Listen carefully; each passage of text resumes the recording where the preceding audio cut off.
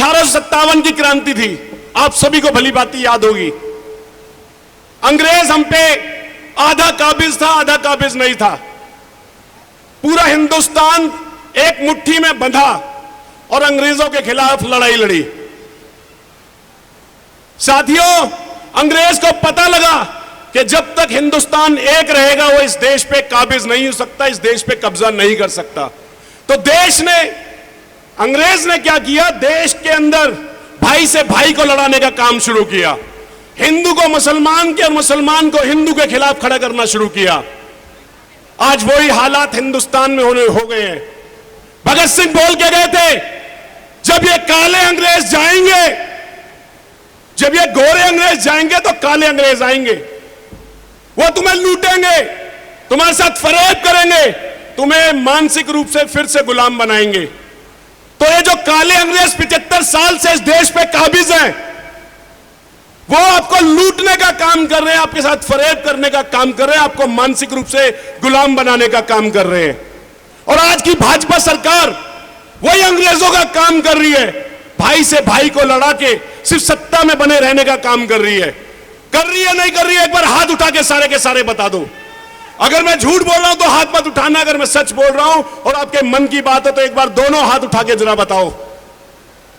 तो साथियों, आम आदमी पार्टी की क्या जरूरत पड़ी? भैया देश में इतनी सारी पार्टियां हैं, आम आदमी पार्टी की एक और नई पार्टी आ गई, क्या फर्क पड़ता है? क्या फर्क पड़ता है जब इतनी पार्टियां बन चुकी हैं? लेकिन आम आदमी पार्टी की सोच की जरूरत है इस हिंदुस्तान को। अरविंद केजरीवाल साहब ने अन्ना के आंदोलन से इस पार्टी की नींव रखी। पार्टी बनाना नहीं चाहते थे। यही जो बड़े बड़े काले अंग्रेज है ना, बड़े बड़े नेता हैं, ये बोल रहे थे दम है तो इलेक्शन लड़ो और इलेक्शन जीत के दिखाओ और पार्टी बनाओ और फिर अपने आप को हिंदुस्तान को बदल लेना। 7 साल पहले हमने पहले दिल्ली जीती। दिल्ली में साथियों बता देना चाहता हूं, 28 सीट जीते थे हम पहली बार। लोग जो जनता थी उन्हें भरोसा नहीं था, पता नहीं लोग वोट डालेंगे या नहीं डालेंगे। जब 28 सीट मिली तो कांग्रेस ने बाहर से समर्थन दिया कि भैया इन्हें उलझा दो। अरविंद जी समझदार थे, उन्हें पता था ये मैं जैसे लूट पहले मचा रहे थे ना, वैसे ही मेरे को भी दबा के लूटेंगे, फिर दिल्ली को लूटेंगे। कोई चपरासी की नौकरी से इस्तीफा नहीं देता है। इन्होंने सीएम पद से इस्तीफा दिया। दिल्ली की जनता को समझ आ गया ये आदमी अलग है। 70 में से 67 सीट दे दी, 70 में से 67। शीला दीक्षित 24,000 वोटों से हारी दिल्ली की मुख्यमंत्री रहते हुए। भाई एक बार तुक्का लग गया, बीजेपी कांग्रेस कोसने लग गई, ये तो हवा थी। आज मैं अगर कुछ बोल के जाऊं और अगली बार उसी बात को आपके यहां पे बोलूं तो आप यकीन जब मानोगे जब वो बात पूरी हो जाएगी। तो दिल्ली की जनता का जो काम करके दिखाया अरविंद केजरीवाल साहब ने, 70 में से 62 सीट दी, 70 में से 62। अब आपको निर्णय करना है कि आपको पंजाब की तरह 117 में से 92 सीट देनी है या हरियाणा के लाल को 90 में से 90 सीट देनी है कि अगली बार हम किसी और स्टेट में जाएं तो बोले हरियाणा के लाल को हरियाणा के लोगों ने 90 में से 90 सीटें दी।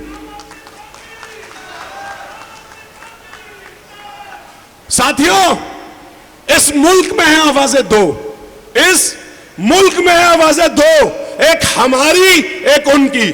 इस मुल्क में है आवाजें दो, एक हमारी एक उनकी। हम कहते हैं इंसानों में इंसानों का प्यार रहे, हम कहते हैं इंसानों में इंसानों का प्यार रहे, वो कहते हैं हाथों में त्रिशूल रहे, तलवार रहे।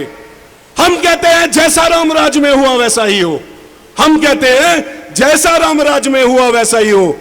ये कहते हैं हंगामा होता है तो होने दो, इस मुल्क में आवाजें दो, एक हमारी एक उनकी। ये हमें तय करना है, हमें बाबा साहब अंबेडकर के दिखाए हुए रास्ते पे चलना है। जिन्होंने शिक्षा की बात की, उन्होंने बोला अगर तुम शिक्षित नहीं होगे तो अपना हक नहीं मांग सकते हो। तो शिक्षा सबसे पहला अधिकार होना चाहिए इंसान का। उसी पच्चीनों पे चलते हुए अरविंद केजरीवाल साहब ने नन्हे मुन्ने बच्चों के हाथों में किताबें पकड़ाई और ये भाजपा वाले त्रिशूल और तलवार पकड़ा रहे हैं।